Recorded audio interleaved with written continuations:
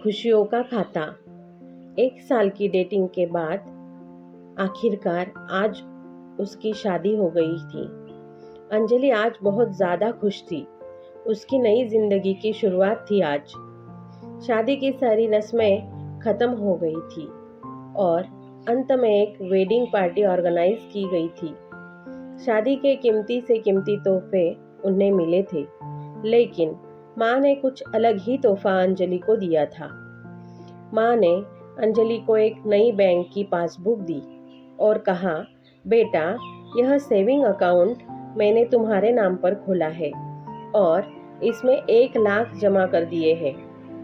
माँ ने आगे कहा, मेरी प्यारी बेटी, इस पासबुक को लो और इसे अपनी शादी की उन खूबसूरत यादों की तरह रखो जो तुम्हें जिंदगी भर याद रहेगी। जब जब कुछ अच्छा और यादगार तुम्हारी जिंदगी में घटे तो इसमें कुछ रकम जमा करते रहना और यह रकम किस कारण से जमा कर रही हो वह जरूर मेंशन करना। जितनी ज़्यादा खुशी का दिन होगा उतने ज़्यादा पैसे तुम इसमें जमा कर सकती हो। पहली राशि मैंने तुम्हारे लिए जमा कर दी है। अब इसे आगे तुम अपने पति के साथ बढ़ाना और जब कई सालों बाद तुम इसे देखोगे तो तुम्हें पता चलेगा कि तुमने अपने जीवन में एक दूसरे के साथ कितने खुशी के पल साथ में जिए हैं। अंजलि ने बाद में यह बात अपने पति को भी बताई। दोनों को ही यह सुझाव बड़ा ही पसंद आया और अब वह दोनों ही उस वक्त का इंतजार करने लगे जब इस खाते में कुछ पैसे जमा करा पाए। महीनों बाद उनकी पासबुक कुछ इस तरह से दिखने लगी। 19 जान 10,000 शादी के बाद पति का पहला बर्थडे मनाया। 27 फरवरी 20,000 पत्नी को नौकरी मिली। 25 में 20,000 वेकेशन शिमला में। 3 जून 50,000 पत्नी प्रेग्नेंट हुई। 22 जुलाई 40,000 पति को प्रमोशन मिला और ये सिलसिला आगे बढ़ता रहा। पर जैसे जैसे समय बीतने लगा, साल बढ़ने लगे, दोनों में झगड़े होने लगे। छोटी छोटी बातों पर वे अक्सर एक दूसरे के साथ बहस करते, कभी कभी बिना बात के ही झगड़ा करने लगते। धीरे धीरे दोनों के बीच बातें बंद हो गई। वह दोनों ही अब अपने शादी के फैसले पर पछताने लगे। दोनों को ही ऐसा लगने लगा कि उन्होंने दुनिया के सबसे घटिया इंसान से शादी की है।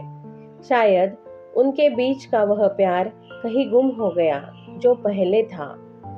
एक दिन अंजलि ने अपनी माँ से बात की। माँ, अब हम साथ नहीं रह सकते। हम दोनों ने ही यह फैसला लिया है कि अब तलाक लेकर अलग हो जाए।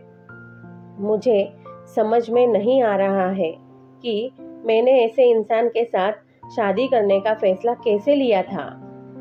उसकी माँ ने कहा, बिल्कुल, इसमें कोई बड़ी बात नहीं है। तुम वही करो जो तुम्हारा दिल कहता है। अगर तुम दोनों ही साथ नहीं रहना चाहते तो अलग होने में ही भलाई है। लेकिन उससे पहले एक काम करो। तुम्हें वह पासबुक याद है जो मैंने तुम्हें तुम्हारी शादी के दिन दी थी? सबसे पहले उस खाते में जमा सारे पैसे निकालो और उन्हें खर्च कर डालो। तुम्हें ऐसी कमजोर शादी को कोई भी रिकॉर्ड नहीं रखना चाहिए। अंजलि ने अपने माँ की बात से सहमत थी, इसीलिए वह वहाँ से सीधे बैंक चली गई और बैंक में लाइन में लग गई ताकि उसे अकाउंट को बंद करवा सके। जब वह लाइन में खड़े होकर इंतज़ार कर रही थी, तब उसने एक नज़र उस पासबुक के अंदर लिखे रिकॉर्ड्स पर डाली। उसने पढ़ा और पढ़ती गई।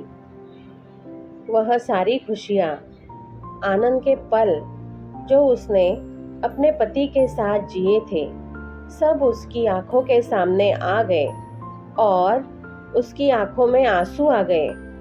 वह तुरंत वहां से निकल अपने घर पहुंची।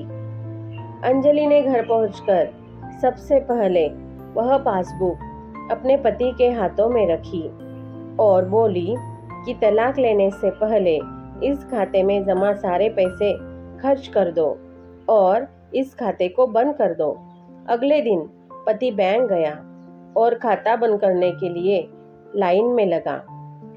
जब वह लाइन में अपना नंबर आने का इंतजार कर रहा था, उसने एक नज़र उस पासबुक पर डाली।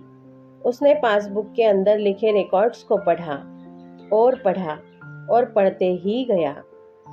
भूतकाल में अपनी पत्नी के संग जिए वह खुशियों के पल, वह सुंदर यादें, वह प्यार के पल उसके नज़रों के सामने किसी मूवी की तरह चलने लगे। थोड़ी देर बाद वह भी बैंक से निकला और सीधे घर पहुंचा। घर पहुंचकर पासबुक उसने अंजलि के हाथ में रख दी।